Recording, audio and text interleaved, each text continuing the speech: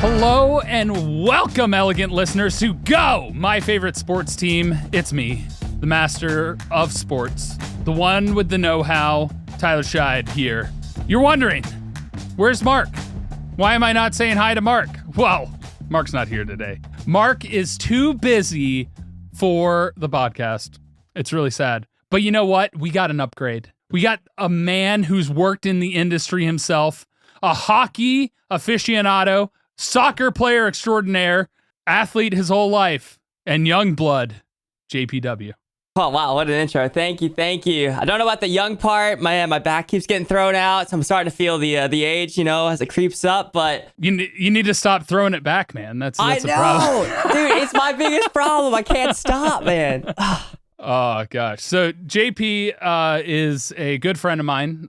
We've played video games together. We actually met through a Minecraft server years ago from the server that hosted Drunk Minecraft, believe it or not. But he is the reason I was able to attend the Stanley Cup playoffs years ago in Tampa Bay. Went to 2 games thanks to JP, because JP worked with the Tampa Bay Lightning. I sure did. It was kind of a wild experience, to be honest. So... before I ever worked for them, I was kind of just a fan of hockey in general. And I wanted to pick a team in Florida because that's where I was living. And I was like, okay, I got the Florida Panthers, got the Lightning, So I kind of leaned towards the Lightning a little bit. And I think I made the right choice. All I'm going to say. Is it because of their color being blue? Or was it because you were closer in proximity to them? So the logo, honestly, I'll be completely real. There was like a little panther eating a hockey stick. And then, I don't know, that just didn't really do it for me. But then the lightning bolt, I was like, hey, that's my style right there. Ooh. It's a little more minimal. So it kind of attracted your attention. That's pretty cool. So from there, how did you end up getting involved with the Lightning? How did you end up working with them? What did you do there? Yeah, again, kind of a wild story, just how the doors just kept opening. So as you know, I make gaming content or whatever, and someone in the Lightning named Ben Schotten saw one of my gaming videos, and he's like, oh, that's pretty cool. So he reached out, he's like, hey, we're starting up this influencer thing called the Identity Tampa Bay, and they were working directly with the Lightning. He's like, I want you to make content for us. And I was like, dude, I'm a fan of the Lightning. Sounds like a great little partnership going on. So I did that. Made some content for about probably 6 months or so. Then the Lightning was like, we want to get in on the gaming space. And they had me kind of be in their contact on the influencer side. They're like, yo, would you be down to make some gaming content for the Lightning? And I was like, dude, absolutely I would. Get me in there. And the timing of me joining was kind of interesting. So the Lightning had just gotten swept by Columbus, which the Lightning had one of the best seasons ever in the NHL, nearly beat the record. I think they tied the record for the best regular season. Get swept by the 8th seed Columbus. Kind of a tough time to be a Lightning fan. But that's the season I start working with them. Thankfully, pretty good season. They ended up winning that one. But I started by just making gaming content, streaming, and then it kind of evolved from there. I started doing a live show called The Chirp for them. I kind of worked on the social media side of things. So kind of got to get access to some cool inside, not before seen to the fan side. So it was really, really interesting. What was it like going from being a fan to actually working within the organization? Did it create a weird dynamic for you, or was it more exciting? It was definitely weird at first because, you kind of got to hold back those emotions before you be like, oh my gosh, this is the coolest thing ever, to be like, okay, now I'm working on the professional side, got to keep my cool, before it's oh my gosh, I'm such a big fan of these players. Now it's oh, I'm playing video games with these players. So now I kind of got to be have that level keeledness to me, So it was definitely weird, but at the same time, I think I did a pretty good job of just being all right, yeah, no, I've been here before. I know what I'm doing. So you basically were holding back from fanboying, I want your autograph. I want this. This is really cool. I can't believe what you've done. And more been a more calm, collected presence to be able to communicate with them. The first 6 months was this is the coolest thing ever. And then it was more okay, now I've been here for a little bit. I know what I'm doing. Now I just understand, I'm still a big fan of the team, but not in the fanboy sense. I'm more just all right, I'm part of the organization. Let's get down to business. Let's get this thing done, Was there anything that happened work-wise that made you kind of question how the industry works in the sports space or anything like that? Or bring a new understanding to the sports industry as a whole? Yeah, what I learned, and this is something that maybe a lot of hockey fans maybe don't know, the game day situation is so chaotic. You have no idea how many moving pieces are going on in any game day. And then as soon as that puck drops, it's like a drip in the water, just boom. It's like everybody did their job. We got to the game. Our jobs are done. Now it's the boys on the ice time to just get the entertainment going. But it is so chaotic on a game. Well, you know, when you were there, I felt like a chicken just running around like, Tyler, I've got 2 minutes right now. We can meet up real quick. I can get you to this place, then we're good. Yeah. So it's just so chaotic on a game day. Yeah, the way I like to put it in perspective is like if you've ever worked on stage and seen all the chaos that happens behind the scenes for a live production, that happens for every game day for sports. There's security. You got to deal with the people coming in, ticket checking, running into issues if something does occur, planning for when stuff does occur. If something breaks, video board, some production material, lighting screws up, something happens, you have to figure it out on the fly. And then once you get to the time it starts, it seems like as long as everything keeps moving like the way it should, it's like a dance, and it's beautiful how it unfolds. One of the craziest situations that I can remember happening at the Lightning is, you know how we have the Tesla coils in Amalie Arena? Yeah. They fired those off one time, and I don't know if it was like a loose piece of electricity got through, and it zapped the lights. So the lights on the top that kind of light up the ice were not functioning properly.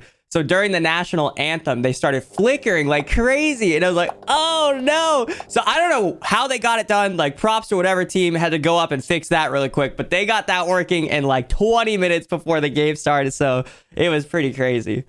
Was that during the playoffs or a regular season game? Or? I believe it was a playoff game. I don't remember which one exactly. Because to be fair, the Tesla coils did create a good number of problems. But, you know, that was like the biggest one. I was like, oh, gosh, we need those lights to work to get on the ice. Yeah. So I was always curious because I've seen plenty of complaints when players come to Florida and play hockey. The amount of effort goes into when it's extremely hot outside to make sure that the ice is solid and conditioned properly. What did you notice during your time there with regards to extra work that was being put in for that? The team that maintained the ice, it was not just a game day situation. They had to maintain the ice the entire season. Off days when the team was on the road, like that ice still had to be maintained every day. And so at every level of the arena, we had little shades because you know how there's like windows on the outside of the arena. If that sun got in and hit the ice at all, it was catastrophic. So like literally every section of every part of the arena has these curtains. And if you ever saw one, the rule was if you're ever walking around the arena, if you ever saw a curtain not closed, you go close that curtain because you didn't want any sun doing it. And I remember they had the Zambonis, like where they put that in. They had all this equipment to test, like the temperature of the ice, you know, the thickness of the ice, all this stuff I didn't understand at all. But you could tell they were working hard, and it wasn't just on game days. Like even when we were working like away, like when they were on the road, we would still go to the arena to work the games. They were still there sometimes, just like maintaining the ice, tinkering it here, doing this. I'm like, all right. Clearly, there's a lot that goes into this that I have no understanding of, but it was impressive to see nonetheless. With that curtain rule happening at Amalie Arena, did it make you laugh when the players were making the comments about AT&T Stadium and the Cowboys Stadium about the sunlight going right in the eyes of the players and like, I can't see the ball, man. Put up some curtains or something. They need to. Like, that's crazy. Like, I couldn't believe I saw a video of that. I'm like, how could you not think of that beforehand? Like, that should be like the first thing. Like, how can it affect the players who are playing the game at hand? Like, you want to make sure that they've got every possible situation to be successful. And to have the sun blinding you. Like, I play soccer a little bit. And when the lights are on and they hit me in the eyes, it's like hard to see the ball. So I can't imagine direct sunlight hitting you in the face. That's got to be terrible. Oh yeah. So it's just fascinating to me. You think about all the different moving parts that come into play at hockey. And of course, plenty of hockey fans are probably listening to this and yelling at me about the hockey primer. It wasn't that bad. I was going to make a comment on that. I didn't know when the right time was. I actually did a whole run through with JP before that episode was supposed to be recorded. And then I don't think we recorded it for like 2 or 3 weeks later. So everything that I had committed to memory from all the other stuff that was going on when Mark finally got around to recording, which was a last minute recording schedule, by the way, I didn't have time to refresh my brain. So people, when I was stumbling, I'm sorry. Okay. No, this was to be before I fair, had any help. Hockey is honestly a little bit complicated, especially if you don't watch it all the time. And I feel like as hockey fans, we need to be more accepting and welcoming of people who may not know every nook and cranny of every rule, because it gets complicated and we want the barrier to entry of fans to be as low as possible. So maybe if you see them say something wrong, don't get mad. Maybe just be like, hey, this is what actually happens. Here's the actual rule on the situation.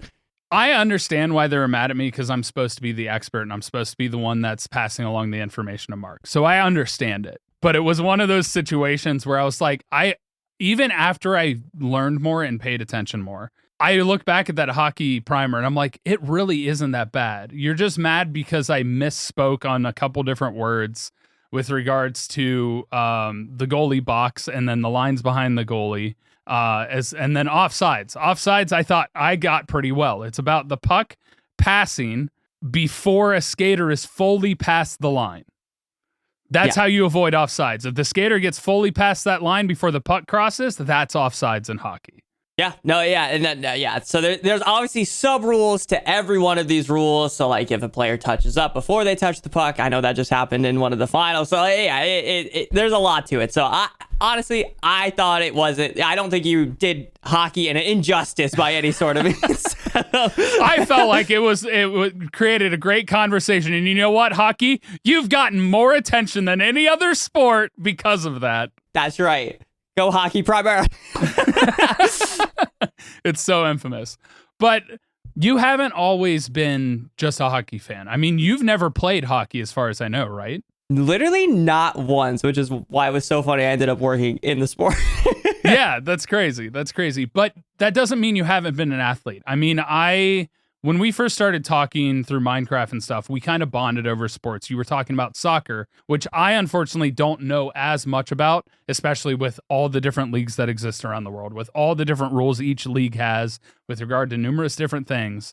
Offsides being the most annoying rule, in my opinion. I think it should be made more like hockey. Yeah. Instead of, because I think it rewards the defense for being out of position. And I understand the reason for having an offsides rule, so you can't just cherry pick and have the goalie kick it all the way over.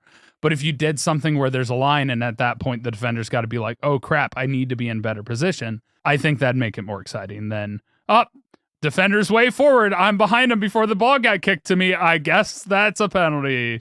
No, it doesn't count now. Yeah. It's so judgment based and it frustrates me. But how did you initially get into sports growing up? Yeah, so it's kind of just been something that's been in our family just our entire lives. Like even when we were really little, like my dad was big onto basketball, so we kind of always were playing basketball. I think I played a little bit of softball or wiffle ball. I don't remember one of the baseball sports, but that wasn't really my favorite. But then I played soccer for one season, and I was hooked. There's just something about the game, just like the possession of it, the flowing nature of it that really kind of sucked me in. And that's kind of a reason I liked hockey too, is like, it's kind of just like a flow of it all. Like, you know, you get into when there's no commercial breaks for a while. Like I really like the flow of it. In soccer, you go 45 minutes, no stoppages. You just go the whole 45. And I really like that. And selfishly, I do like scoring a goal. There's something about that ball hitting the back of the net that just, for me, is such a special feeling, you know? So how old were you when you first started like playing sports? Oh gosh. Let's see. Probably, when can you walk? Like what's the general age of walking? Because that's probably when the first time I got a ball in my hand, I was doing something. You know what? Let's figure out average. We're doing a live search, everybody. Average age to start walking. 9 to 18 months of age. Average being 1 year. All right, let's say probably 2 years. I was probably doing some sort of light activity going on. We'll play it safe. But I think I really started like getting into soccer probably around like 6, 7. I was like really doing the like little peewee league where you're just kind of running around and kicking the ball. So I started, I think, like organized sports when I was like 4. Okay. With t-ball and soccer. T-ball, that was the one. Thank you. Yeah. T-ball, it's the early origin of baseball. You know, you get a tee, you put a ball in it, and you hit it, and everybody who's in the field is like, I don't know what to do. Let me run and get the ball. What are the rules? Everybody, cluster. What do you mean? This is a position that I'm playing. my dad told me on my t-ball team, I was the only one who could throw and catch. So I played pitcher mound because then the ball normally off the tee would go to the pitcher and I could catch the ball and throw it towards first or run towards first. That's the story my dad told me, at least. So like, okay. Heck yeah. But t-ball was like you hit the ball and you just keep running around the bases because the other team doesn't know what they're doing and you score a run. Yeah. That was pretty much my experience with it as well. That was like soccer for me as a little kid. You just grouped up and everyone was just kicking the ball in a giant circle. They call it like sharks and piranhas or something, because everybody's just like surrounding the ball. The ball's a little piranha, everyone else is a little shark, just running after it. There's just nothing organized going on at all. And then they're just kicking it, and then it moves over there, and then everyone's kicking. Go. Oh, good times. The days you really needed like full armor shin guards because everyone's just kicking away, no regard for any shins. Oh gosh, the good old days of sports. See, that's the thing that sports needs to be about, is just about that fun camaraderie and that joy. Because we get into today's day and age where there's lack of sportsmanship and there's so many other issues that occur within sport that people get way too focused or way too hyper fixated too early, and ends up in injuries, ends up in burnout and a whole bunch of stuff. I miss that joy. I miss like so many sports that I no longer am able to participate in, either for one reason or another. I do miss that. I miss that so much. A lot of the like soccer and back in the day, like you used to encourage the kids to get creative, right? Like you used to like have them dribble a guy, have them try something that might not work a couple times. But nowadays it's all so organized. You play exactly the same way as the guy over there. You have an exact system, which, don't get me wrong, you need a system in place to win. But you should also encourage a little bit of creativity. Have some fun. Like you're not meant to go out there and be a robot and do the exact robotic thing. How are the best players in the world in any sport? Do they play exactly by the book, or do they have some flair to them? Have some creativity going on? Not only that, the majority of the people that are the best in their sport are not people that focus entirely on that sport early on. They're multi-sport athletes, because that helps with stability, that helps with dynamic system. It helps with that creativity because they can take something that they learned in one sport to another sport and be like, oh, this could be an interesting thing that I use there. And that's, God, I miss being a kid and just playing sports. Like every summer you're in like 3 different leagues. Thank God for parents that will drive you there and take care of you and give you all this stuff, like insane. But God, I mean, I used to do swim lessons, wrestled, played baseball, played soccer too, and then played basketball and wrestled at the same time, I think, one year. Like, it really makes me question, like, how did our parents have so much time? Like, because that was the same. Like, I had 3 siblings who were also doing all of the same things pretty much, but at different times. So they're doing this 4 times over. And I'm looking back, I'm like, man, they really, like, shout out to them, because they took a lot of time out for us kiddos. And I don't think I appreciated it as much back then as I do now. But yeah, big shout out. It literally took a village, because you would carpool with your friends and neighbors and stuff like that. So like if one parent had to work or had something else going on, somebody else could step in, which is also kind of crazy looking at the world today and how more individualistic things are and how less community oriented stuff is. And also the differences today of like wages and cost of living, and parents today, like the ability for them to be able to do that stuff is a lot harder. No offense to our parents, it's a lot harder than it was back then. Oh, for sure. I mean, yeah, no doubt about that. But anyway, we went on a side tangent for a little bit. It was a fun tangent, but we definitely went on a side tangent there. But like you actually went and you played soccer when you were little, got really interested, and you went into select leagues. At what year did you like get into more select soccer? Want to say when I was 10 or 12, I started doing like the travel soccer is what we called it. And that was like the highest level of competitiveness you could do at that age. And then we moved down to Florida when I want to say when I was 12. I had my appendix removed really young. And so my dad came down, looked at a house and bought it. Thankfully, my mom had gone with him. Hold on. How do you tie your appendix being removed to you moving to Florida? So it's an interesting story. Okay, so I'm really young. I can't remember exactly how old I was. I know you're really young. You're much much younger than me. Okay, when I had my brag appendix more, removed. brag more. No. So when I was really young, I had a stomach like really bad. I was like, I thought I just had eaten like something bad. I had food poisoning or whatever. So I end up going to the hospital the next day with just excruciating stomach pain. The same day, my parents both were supposed to go to Florida, look at a property, and decide if we were going to move our entire family from Michigan to Florida. My mom ends up staying with me at the hospital. I have my appendix removed. My dad still goes to Florida. It was right after one of the hurricanes hit Florida, so the property was not in the best condition whatsoever. A fixer-upper would be an understatement. But he's like, I see the vision. So he buys the property. And when we all get there as a family, my mom's like, why did you get this property? If I had come with you, there is no way we would have gotten this property, which is just crazy to think about because going all the way to the future, you know, I win a couple cups with the Lightning. I played, you know, very competitive soccer for an academy here in Florida. None of that happens if I don't have my appendix back when I was really young, when my parents were supposed to go look at a property. So that's how that little sub-story has such big ramifications later. My appendix got removed, so my dad bought a property. You know, we had medical bills. He's like, what's more, Dad? Let me buy this too. I guess I probably didn't explain that the best way, but you got what I was trying to say now that I explained. Oh, my kids, we need to get out of here. This place is giving my kid appendicitis. Oh, no, I'm like... Oh, that's great. That's great. Oh, no, he's going to explode. Let's get out of here.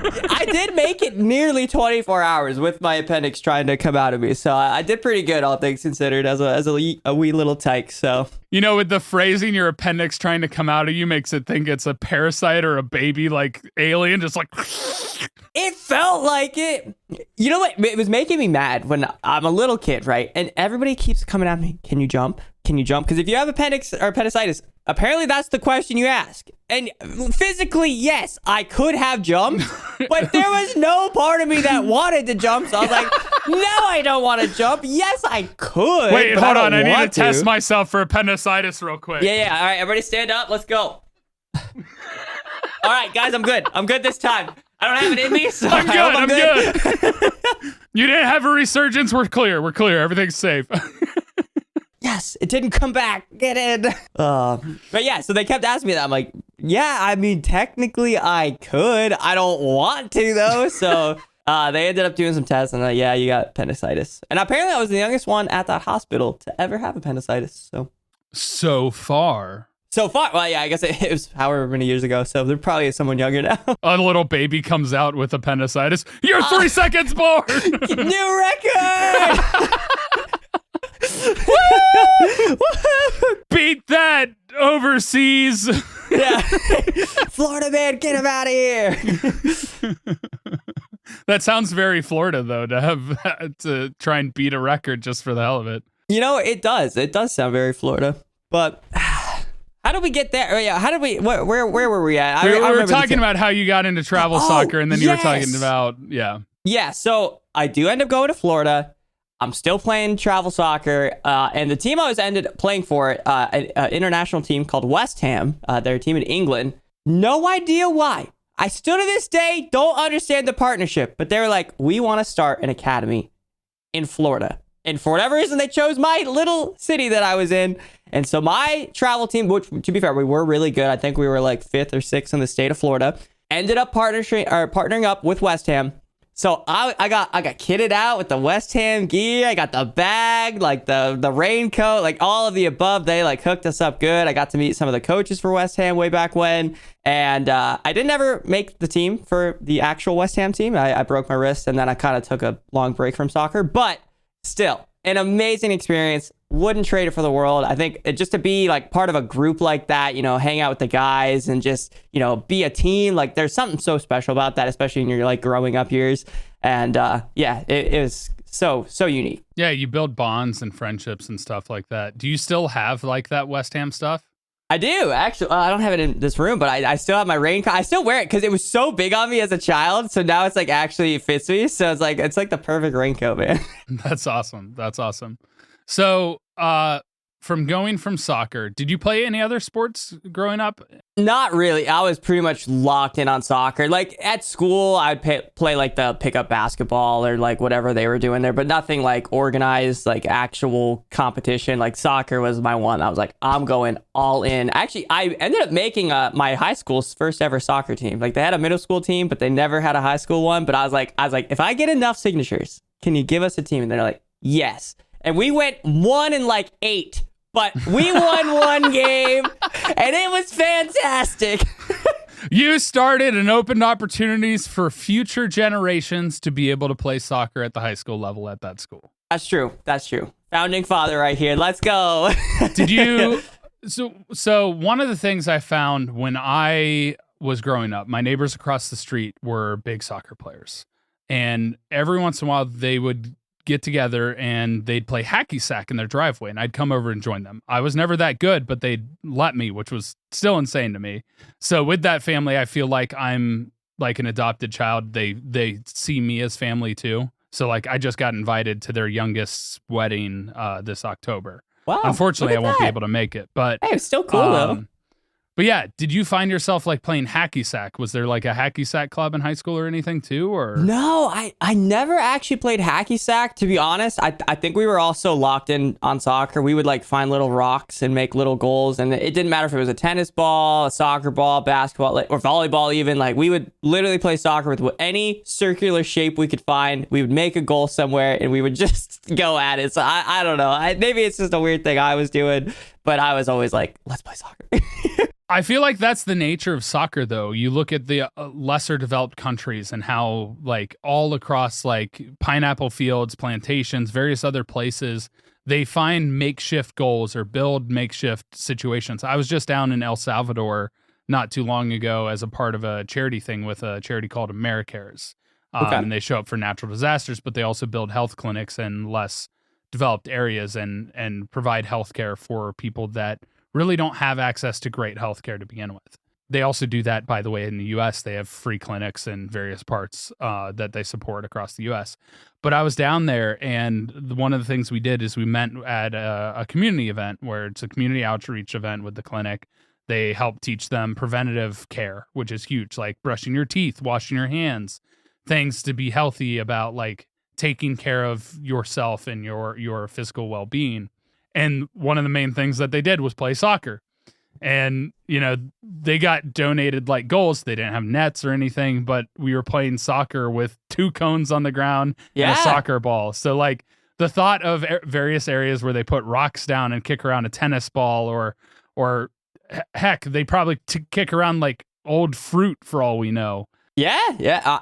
Anything and everything can be a soccer ball and a goal if you have the vision. You know, you just gotta believe it and see it in your head. And yeah, I don't know. It's fun. You know, it doesn't matter if it's a real goal, if it's a real ball, as long as you're having fun. That's all that matters. So what's like your fondest memory for sports? Like both growing up and then like to today? Because I know you're on an adult league soccer team, right? Because I've seen some of your posts. Yeah. So, fondest memory, man.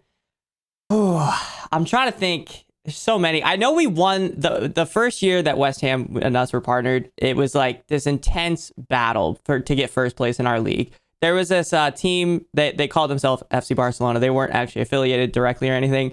And I always thought it was so funny because it was like a U15 team, right? Yet all of these kids from that team drove to the game. And if I'm not mistaken, to get a permit, I think you need to be 16. And I just don't think that qualifies as a U15 team if the entire team is driving there. Regardless, they... Is this a Florida thing? Is this Florida man where they like driving tractors or something? I just think they were a little older than they were supposed to be in our league. But I remember it was a miracle. We pulled off, I think, a tie against them. Like they were supposed to kill us. So we tied against them and it was the last game of the season. And we win the game in like the last possible kick. And so we win the championship. We were all going on cloud 9. So that was my fondest one as a child. Going to the future, though, this one's much more fun for me personally, just given the ramifications of it all. First year at the Lightning. Never, ever worked in sports my entire life. All right. I come in already kind of a fan of the team. They go all the way to the Stanley Cup final. Now, again, this isn't a bubble the first year, so some people will put a little asterisk next to it and be like, hey, it doesn't really count. It was a bubble, blah, blah, blah, blah, blah. Because it was 2020, right? 2020, yeah. So we got the COVID Cup, as they call it. But my argument to that, I always find it funny that people are like, it doesn't count because it was so much easier that year. How is it easier? It's still... Why didn't your team win? You had the same chance we had, so what's up? They're still playing hockey, yeah. Anyways, they go on, they win, which was amazing. Such a cool experience. It wasn't quite my fondest memory, though. The very next year, not a COVID Cup, a normal regular season, the Lightning go to the playoffs. They go all the way. Now, this time, I'm very much like, I'm a full-time employee at this point. I'm doing full-time social media, doing a full-time show, playing video games with a bunch of the guys. Like, I feel like I'm really ingrained in this one. They go on. They win back-to-back Stanley Cups, and I can remember the night. Actually, I just made a little short video of that night of just the time the clock hit zero. We beat Montreal 1-0. I think it was in game 5 or 6. So we win the cup on home ice. Crazy celebrations. Like, everything is just perfect in my head. I remember we go live on the show. We have at least champagne bottles, pop it open, just chugging it, like having the time of our lives. Our coach and a guy named Victor Hedman bring the cup up to the staff celebration at some point. You know the saying, like, last night was a movie. You know, that's how I felt in that night. It was just absolutely crazy. But that's my fondest memory. So when the team won the first year, who'd they play against in the Stanley Cup final? The first Stanley year, Cup final, it was Dallas. And then the next one was Montreal, right? So 2 different teams. And then the third, almost you got to the Stanley Cup the third year. That's the one I got to attend. I feel like I cursed it. No, Colorado was an absolute unit. I mean, fair play to them. We were missing a guy named Braden Point, which I do think would have been a big factor, but he was injured, couldn't quite, make it out. And we almost got the three-peat though. That would have been 3 in a row for me. My first ever 3 years. It would have been insane. Yeah. But with that, a lot of times with organizations, they hand out championship rings. Yeah. Now, from what I understand, obviously all the players get them. Usually all the coaches get them. Yes. Some organizations are kind enough to buy it for every employee within the organization. Yes. And as I remember, your ownership was one of those kind people, and you have 2 championship rings of your own. I sure do. Again, this was absolutely insane because I didn't know the first year I was kind of like half part-time, half full-time. So I wasn't technically full-time. And these were really only for full-time employees. But they hooked me up because I did a lot of behind-the-scenes work that wasn't necessarily like, I wasn't technically full-time, but I was getting paid a bunch of overtime for my part-time work, blah, blah, blah, blah, blah. And they're like, you know what? You went so far above and beyond. You did so much during like the bubble or whatever. So like, you are definitely getting a ring. Like, there's no doubt. Like, come get measured, blah, blah, blah. So they hooked me up. This is ring. Let me get it focused here. This is ring number 1. There's a bunch of little Easter eggs on it. Like, on the inside, you can see who we played and like the record. So it was 4-2 against Dallas was the final. So we beat them in 6. And then second year, and I'm still to this day don't know which one I prefer, but they're both so unique. I think the first one just holds a special place because it's like the first one, like, I mean, you're never guaranteed one. There's people who worked in sports for 20 plus years and had never won. And I feel weird. I come in here first year, they win the whole thing. And then the second year in a row, I'm like, oh gosh, this is kind of crazy. So all I had ever known was winning for the first 2 years, and that third year going that close. And then, all right, I'm going to ask something the audience will want to know. Which one of the 2 was more expensive? Okay, so I believe that this one is more expensive because I believe the goal for this one was, now not mine. So there are different tiers to the rings. So basically the players' rings are significantly more expensive because the carat count or whatever in the diamonds are much either higher, whatever makes it more expensive, higher or lower. Yeah. So the whole point of this second ring was, I think, to have the most diamonds out of any championship ring in existence. So the players' ones are, I think we're up to like 80 or 90,000 in value. And I held one of them, freaking weight compared to mine. I'm like, holy crap, that thing's off. I don't even think you can wear it. You're doing a workout at that point. But I think this one is more expensive by like 4,000 or 5,000. So it did make a big difference. But there's something about the blue on this one that I just think looks so cool. So my reasoning is diamonds inherently themselves are expensive because of how they're marketed. Yes. They're not a difficult gem to find. They can be manufactured pretty easily. They're a lot more supply. They're not that rare. That said, other gemstones like rubies, sapphires, and stuff are generally more rare. So for me, I would agree with you that the blue ring is cooler because it has rarer gemstones in it, as far as I know. Yeah. Which is what makes that more unique. It may be less expensive per se, but that's based on how people view diamonds and how it was marketed to become the most expensive gemstone. Whereas I would prefer, me personally, when it comes to any type of jewelry or ring, and if I ever get engaged to somebody, I'm probably going to get something other than diamonds. I apologize ahead of time if they're into diamonds.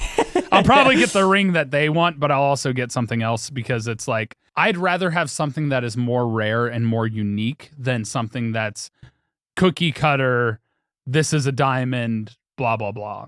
And so I agree with you that I think the blue's cooler. I think too, just like the cup being so prevalent on the front of this one, it's I don't know, just something about it being the first one for me, and it's just, I don't know, it just holds a lot of special memories. It just reminds me of back being in that studio for so many hours on end, and just, I don't know. So and then all the little Easter eggs on it too, like there's this guy named Young Gravy. I don't know if you ever heard any of his music.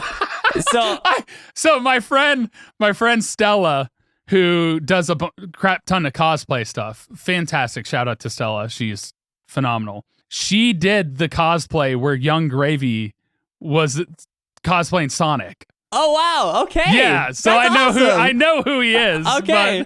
So he was our victory song for this entire season. So literally on the bottom, you probably can't see it, but it says Gravy Train on it. So he had that big of an impact on the season. Didn't actually really do anything other than us listening to his song, but I remember we interviewed him on our podcast, and he was really wanted one of those rings, and when we were able to get him one, it's so cool. Like, it's just funny how it all comes together like that. So just like all the little Easter eggs on that, it's so good. Yeah, that's wild. That's wild.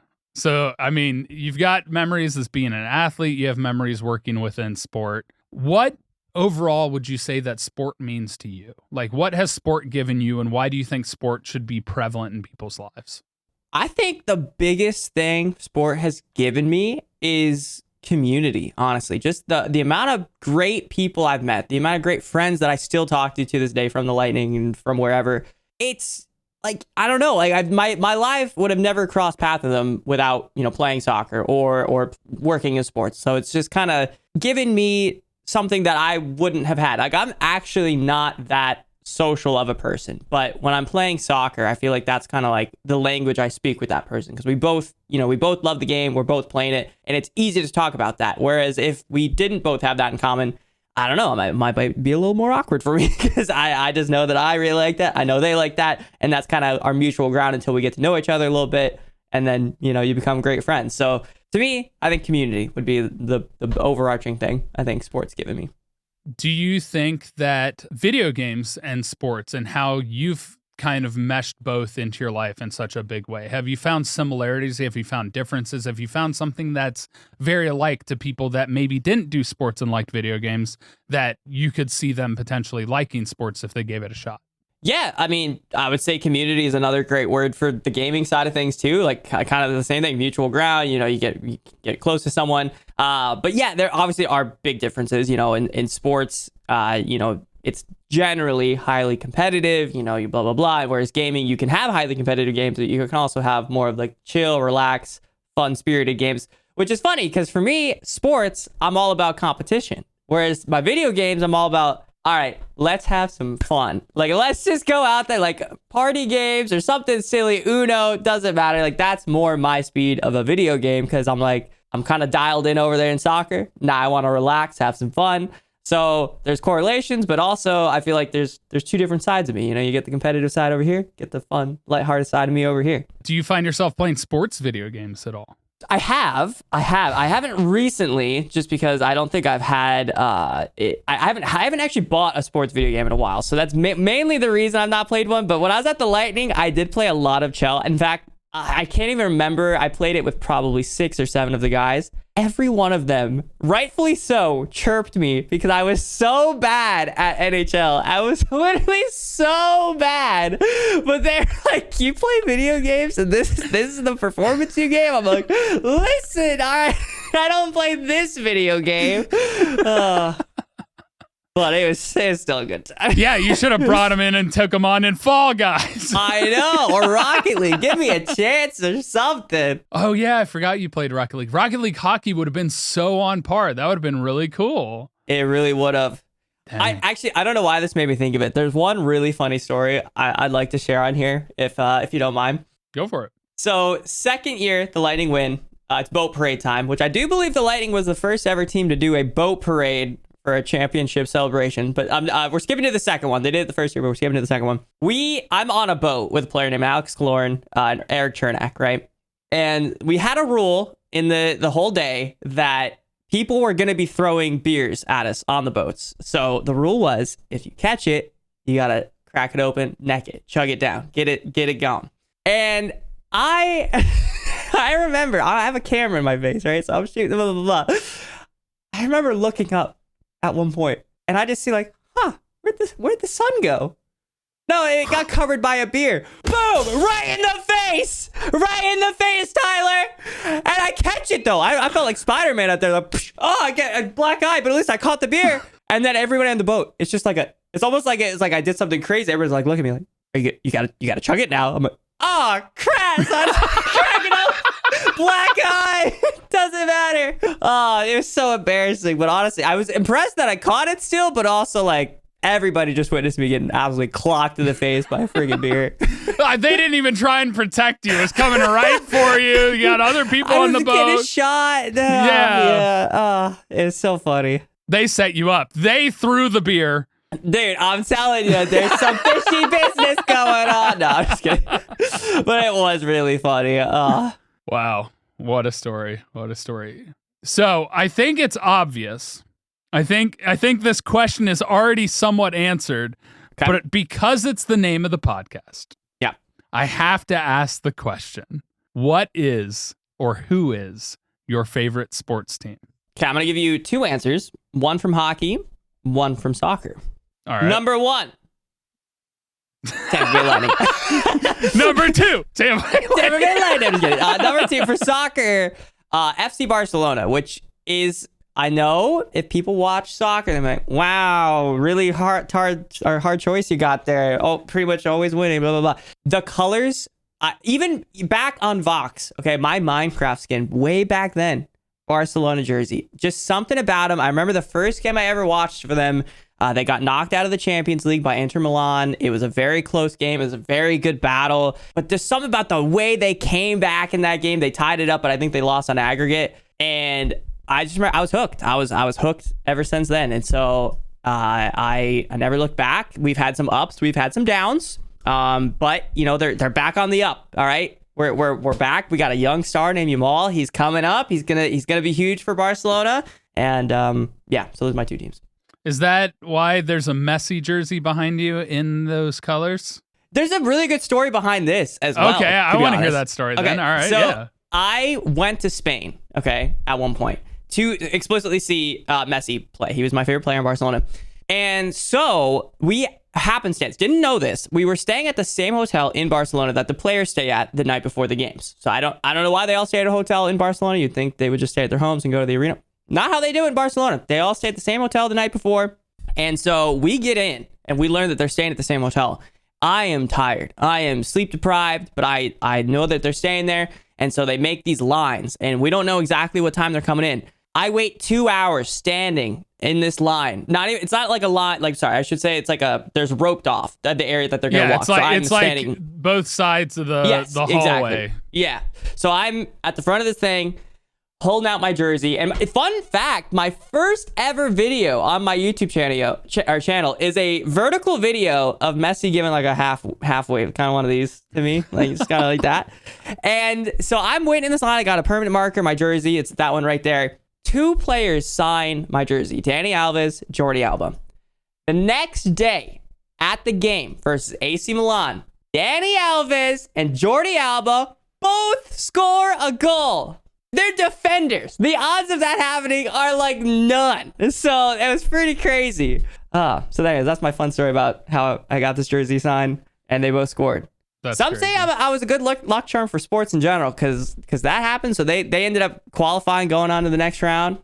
Lightning, first 2 years, 2 wins. Any other sports teams want to hook me up? Yeah, you want to become a fan of the Cincinnati Bengals for me real quick? Can you? Wade asked me that. Wade was like, "Can you become a diehard fan, please?" Listen, I'm mad at the organization right now because of what they're doing with handling the contract situation with both their first-round draft pick and Trey Hendrickson, who is one of the all-time greats at the defensive end position currently in today's day and age of football, which is one of the most important positions. And they're struggling to sign them because they're playing hardball and they're just making themselves look bad. I've had an issue with that ownership for years because that's the family's entire business. It's a whole thing. And yes, sports, there's a lot of good to be had in sports, youth sports, growing up playing sports, stuff like that. But that we can't ignore the fact of the billionaire owners and the issues that exist within professional sports and in college sports today, with how much it's financially incentivized for players to switch teams and things like that. Yes, there are issues in sports just like there are issues everywhere else.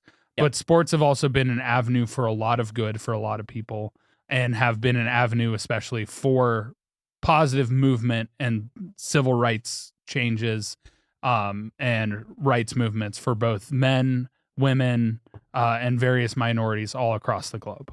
So yeah, for sure. Sports have a massive impact, just like video games have a massive impact. I think there's more similarities than there are differences, and that's why I think this podcast is one of the coolest things that Mark and I were able to start, and why I'm so glad I've been able to talk to you, who's also a gamer, who's been big into sports, worked within the sports field. I mean, hell, we worked together early stages of the podcast. There's videos from me going to the Stanley Cup because of my connection with you, and I cannot thank you enough. It's been long overdue to have you on the actual podcast.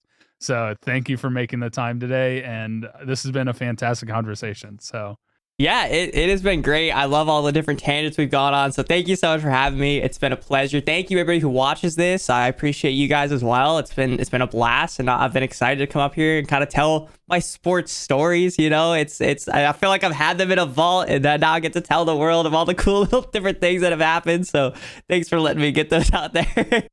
Of course. And before we sign off, this is your opportunity to platform whatever you want to platform, shout out whatever you want to shout out, tell people where they can find you, what they can do to support you, various things like that. Go for it. All right, I'll make it really easy. I only got one for you guys, at JPW03 on YouTube, making a lot of cool videos over there. You might even see Tyler over there sometimes, you know? We get some gaming stuff together sometimes. We need to do more, but, you know.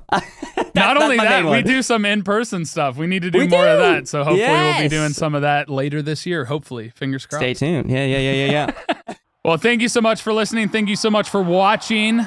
If you guys want to support the podcast, you can go to store.gmfst.com. But if you want to be a part of the podcast, contribute, be an awesome, elegant listener, you can go to the Reddit, reddit.com/r/gmfst. You can accuse me. You can yell at me about stuff. Yell at me for things I didn't talk to JP about. Ask me to have more guests on, or give us news. News is always good, especially international stuff. It's hard to see in the U.S. because we focus on just U.S. sports, and then also episode ideas. Just make sure and use the proper flair.